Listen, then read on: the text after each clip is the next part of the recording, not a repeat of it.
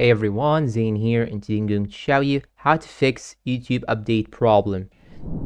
Now to fix this issue, the solution is so easy and simple. You just have to go and open Play Store or App Store on your phone, and once you open it, you should now click on the search icon on the bottom, then search here for YouTube, and once you search for it, you have to click on it like this, and you should check if you have any updates right here. And if you cannot actually see that you have an update, you can simply click on uninstall right here, then try to reinstall the application again. And another solution that you can actually use is to go open your settings, search here for apps, then go to manage apps, search for YouTube, click on it, now go to storage, then click on clear data and click on clear cache, then click on OK.